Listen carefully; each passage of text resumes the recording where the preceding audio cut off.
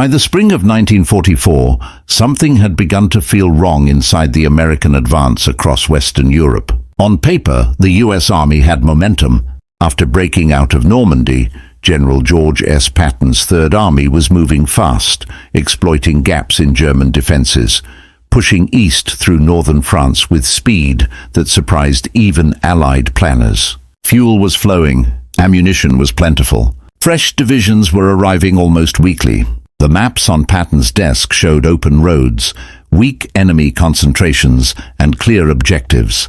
But the reports coming back from the front told a different story. Entire platoons were being caught in prepared kill zones. Supply convoys were shelled within minutes of leaving staging areas. Infantry units advanced into villages only to find German machine guns already waiting, perfectly positioned behind stone walls and hedgerows. In several cases, American forces arrived at locations that intelligence had marked as lightly defended, only to discover that German units had withdrawn just moments earlier, leaving behind booby traps and pre-sighted artillery coordinates. The losses were not catastrophic in any single engagement.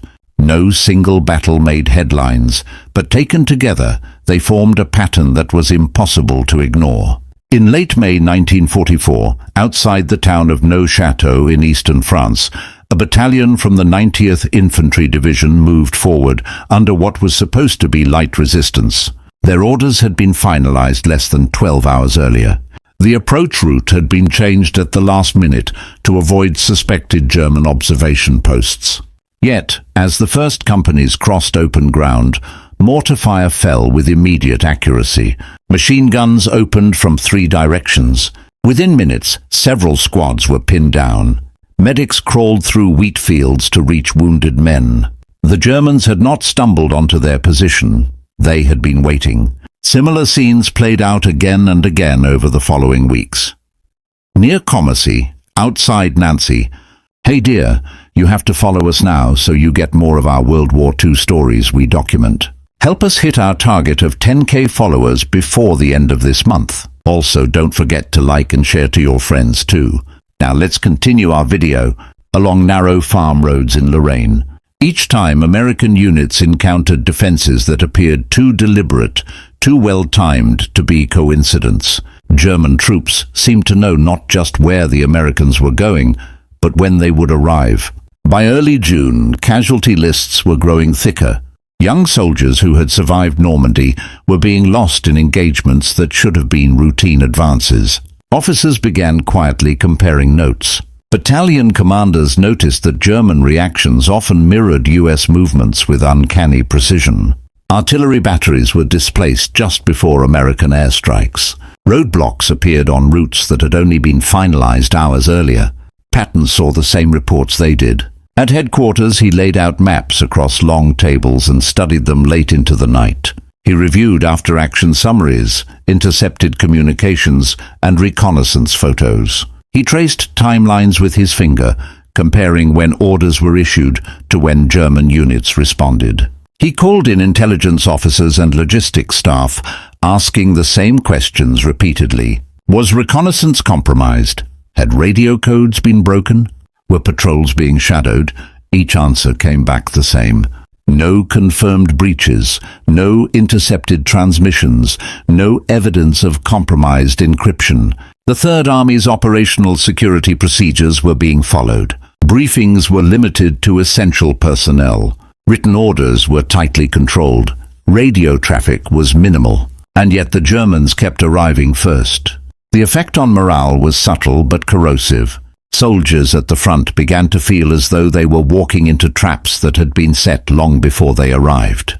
Platoon leaders stopped trusting intelligence summaries. Company commanders delayed movements, waiting for confirmation that never seemed to come. Every hedgerow felt watched. Every village approach felt exposed. Patton, known for his confidence and bluntness, did not share his growing concern publicly. He continued pushing his army forward, issuing aggressive orders demanding speed. But privately, he became increasingly convinced that this was not a battlefield problem.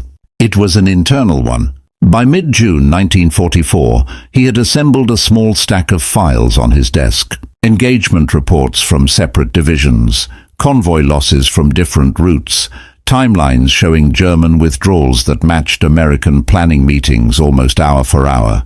When placed side by side, the pattern became impossible to dismiss. The enemy was not reacting to American movements. They were anticipating them. One incident in early July finally removed any remaining doubt. A mechanized infantry unit scheduled to advance through a wooded corridor near Pont-à-Mousson had its route altered just before departure due to muddy terrain.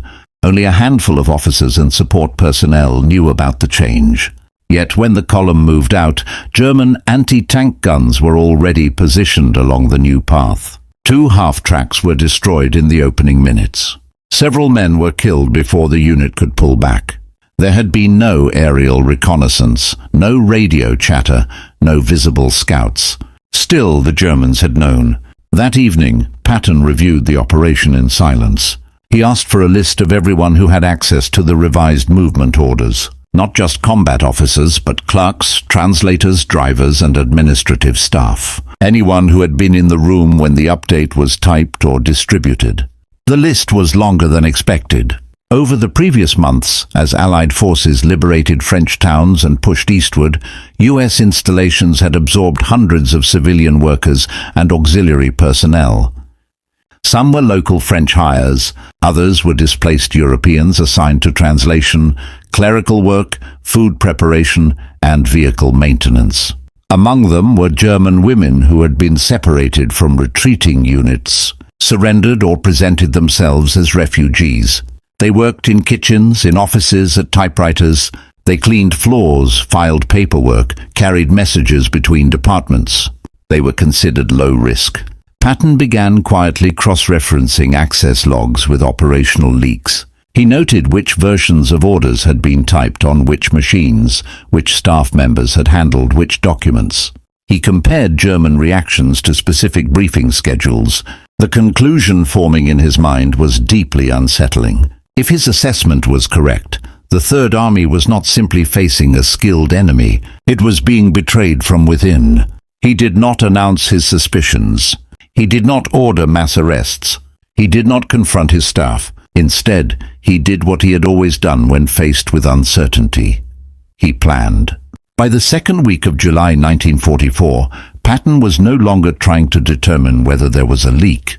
He was preparing to prove it. Patton knew that confronting the suspected traitors directly would risk panic and compromise the investigation. Instead, he devised a plan that relied on careful observation, misdirection, and precision. Rather than issuing standard operational orders, he prepared several slightly different versions of the same upcoming offensive, each containing unique details about troop movements, timings, and supply routes. These decoy plans were carefully distributed among various clerical staff, translators, and auxiliary workers, some of whom he now suspected might be passing information to the enemy.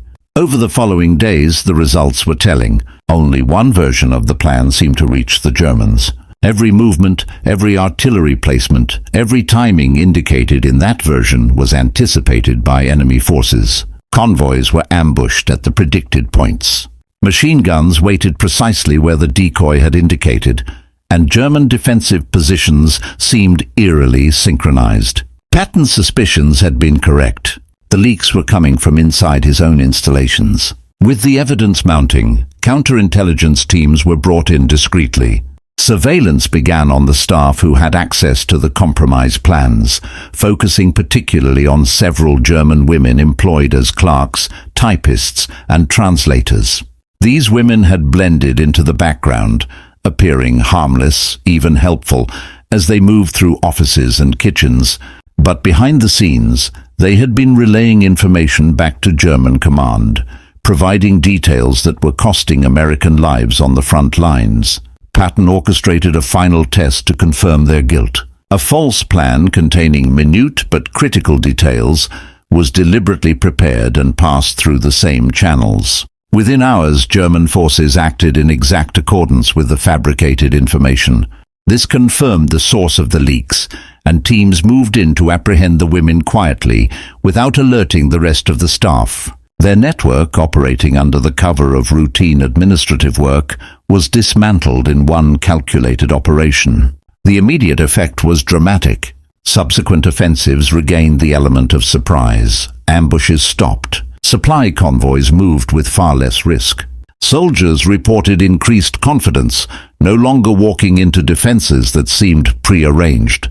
Patton, however, never publicized the details. The arrests were kept quiet, records sealed, and only a few senior intelligence officers knew the full story. He understood that the appearance of calm and control was just as important as the action itself. For those who remained unaware of the betrayal, the war continued in the fields and towns of France and Germany, fought with tanks, rifles, and artillery. But Patton's subtle counterintelligence operation had ensured that the front lines were no longer being undermined from within. Lives were saved, and the momentum of the Third Army remained unbroken. In the end, the story of these German traitors served as a reminder that warfare was not only fought on battlefields, it was waged in offices, typing rooms, kitchens, and behind every desk where sensitive information passed from one hand to another. The enemy often hid in plain sight, waiting for the smallest opportunity. And it took a mind like Patton's, observant, patient, and decisive, to uncover the hidden threats and turn the tide. Sometimes victory is not in the battles fought openly, but in the secrets exposed quietly, in the calculated patience that ensures betrayal is met with justice before it can strike again. If stories like this matter to you and you want them to reach more people, please consider liking the video. Your support helps keep these moments from being forgotten.